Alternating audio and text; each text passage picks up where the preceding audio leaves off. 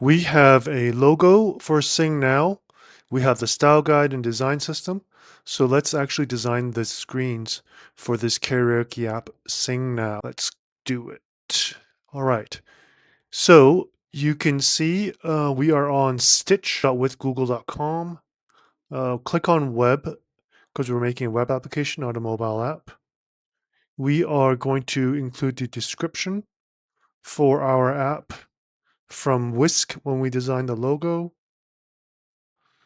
Please create the screens for this application, including the desktop experience and the mobile phone experience. I've attached the logo. Here is the style guide and design system. So the logo will be from what we did using Whisk. And then the style guide and design system is from Google Gemini. That's what we got in the last video. I'm just going to copy all this. Okay. Let's build it.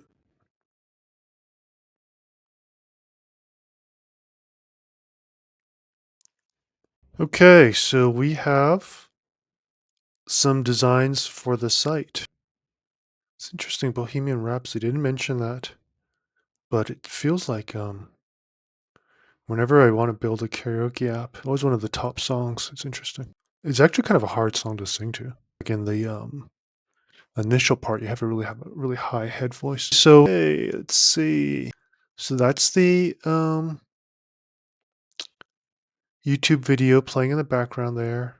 So a little bit of a preview of what's playing by Sarah J. I like that. Up next. Gives you an idea of what's next. That's great. Just scan the QR code to join the room. I mean, it's not bad. So then this is the mobile experience. And this is the queue. I mean, this is not bad. I mean, I'll probably just like remove the dark mode here, but it's a pretty simple experience. This is the laptop experience. See the video. I mean, I guess I'll just do a few touch-ups, but in general, I'm pretty happy. So let's say for this screen here, let's remove the top left Sing Now live session. And then on the top right for scan to join, make the QR code bigger. Period. Okay, let's take a look at the revised screen. Well, it's not exactly what I wanted, but they got rid of the top left, which is fine.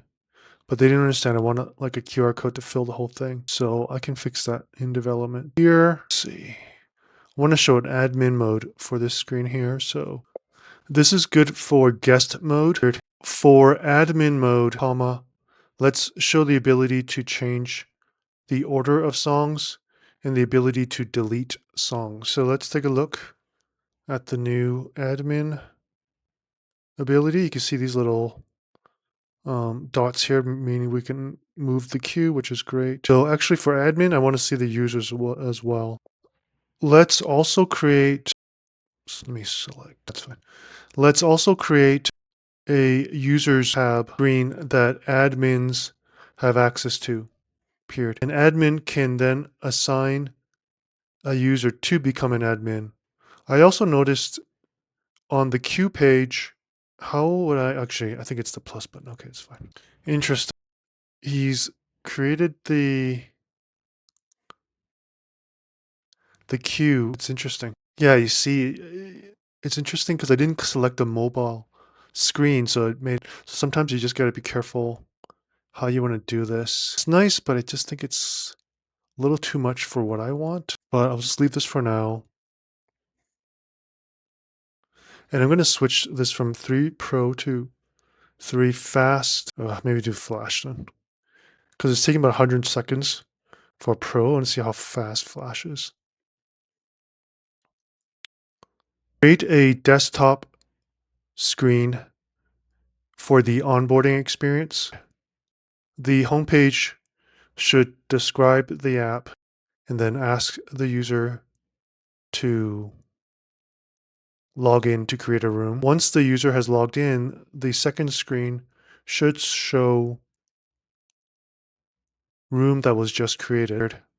And then there's a logout button. Technically, it could be the screen you've already designed with the QR code on the top right.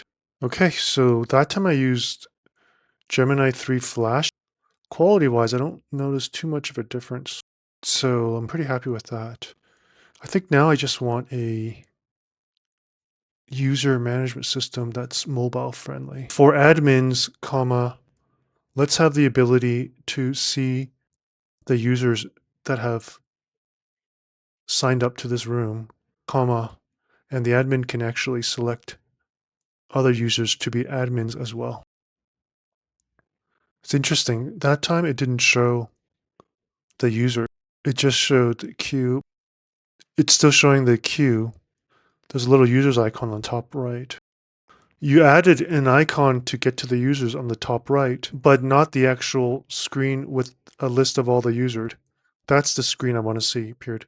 Let's take out the dark mode icon as well.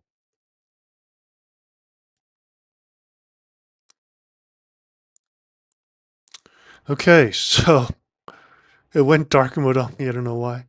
You can see, I think I'm going to use 3 Pro when it's a new type of screen, and then Flash when it's a modification of the screen, because it's a difference between 100 seconds versus 30 seconds. But we do have a users list now. I don't know why it's in dark mode, but it's good enough.